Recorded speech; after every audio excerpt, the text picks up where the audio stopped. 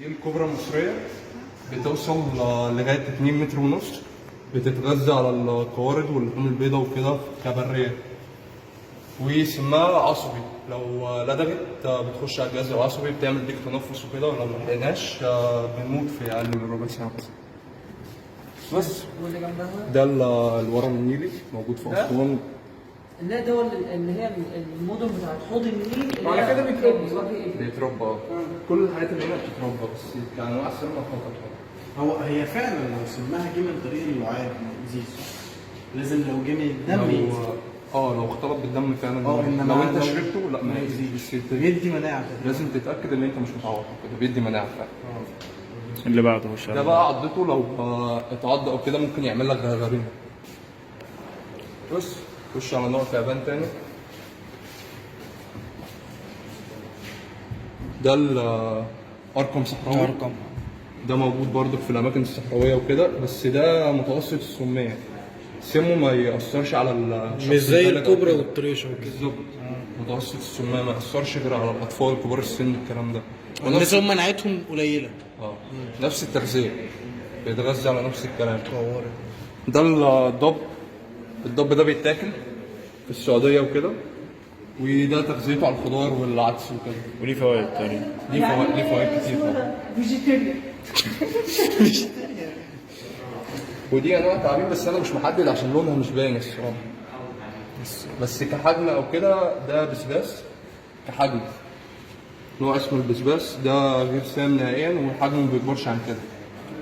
يعني ده يتربى في البيت ده يتربى عادي مفيش منه مشكله، وده يتربى لو انت هتربيه.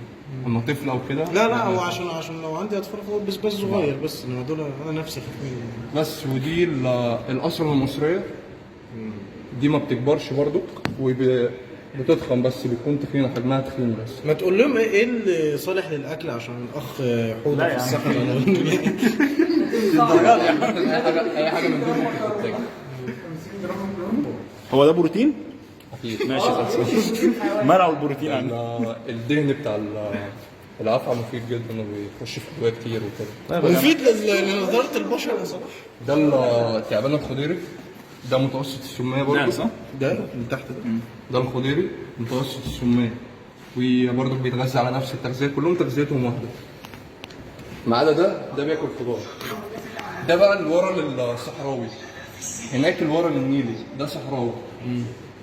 نفس الاكل بس ده بر مائي، ده صحراوي بيعيش. ده برضه بيجيب غرغرينه وخطر. ده برضه بيجيب غرغرين، وديله ده بيلسع جدا لو ضربه زي الكرباج. والقفحه دي؟ نفس القفله اللي شبه كبرى. شوف انواع ثانيه، تمساح النيل طبعا. لا خلاص احنا خلصنا هنا. ترس مائيه، ده الموسم بتاع الصراحه الحالي.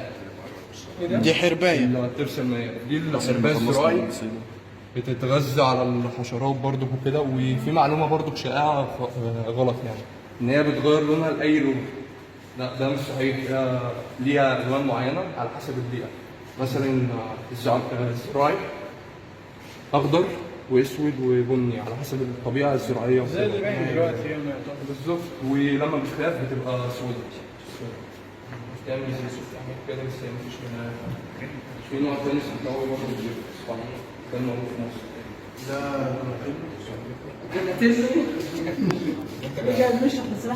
دي بقى نتنقل للسحالي. دي الدفانه، نوع من السحالي المصريه برضه. دي موجوده في اي رطش، في اي بيت قديم، اي اماكن قديمه الكلام ده. الحجم ده؟ الحجم ده وفيه اكبر شويه، بس دي مش خطر. لا دي ما فيش منها اي خطر، وانت بتتغذى على الحشرات وبتاكل ممكن زبادي، بس ده قليل. دلوقتي لو رحت دورت عليها في بيت جدي في البلد هلاقيها. دور هتلاقيها. هو كنز واللي هتلاقيها، ما هتلاقيها ولا ما تلاقيهاش. سحليه. انا بخاف منها اصلا. اسمها سمكه الرمال. دي بتدفن نفسها. عامه اي سحليه ممكن تدفن نفسها وتعرف تتنفس عادي، بس دي اكتر. دي بتعوم في الرمل ما بتبانش، وسريعه جدا، وبرضه في نفس التغذيه. يعني شوي وهو في مركز تدريب. ماشي. شوف يعدي ولا تخش. ماشي نتكلم في الناس. الترس المائيه دي موجوده برضه في النيل وكده. في النيل مش في البحر؟ لا دي مش بحريه. دي نيليه، والموسم بتاع الحالة دلوقتي موجود. في منها حاجات معلش سؤال بس، هو بتعيش كام سنه؟ عشان احنا الكلام ده من نيمو واحنا مش عارفين. نيمو قال 150 سنه. التماسيح او السحالف او كده من الحاجات المعمره جدا، اه بتقعد كتير يعني. انت ممكن تجيب سلحفه وانت تموت قبل ايه؟ في سلاحف على فكره عايشه من ايام الملك فؤاد. تخيل. ده ورا التاني نيلي وده ورا الصحراوي. ربنا يديهم طول العمر بقى احنا. ده البورصه ابو كف.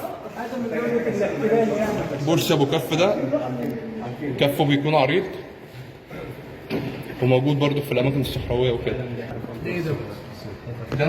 ده نوعين من الضبوب، ده ضب سيناوي وده ضب مصري. الالوان ده في سينا ده صح؟ عشان ده في الصحراء نفسي. ودي سلحفاه عاديه دي سلحفاه يوناني. اليوناني دي ما بتكبرش عن كده غير حبه صغيرين بس، والتغذيه بتاعتهم برضه خضار وكده. يعني دي حلوه للتربيه في البيت يعني. عندي في البيت.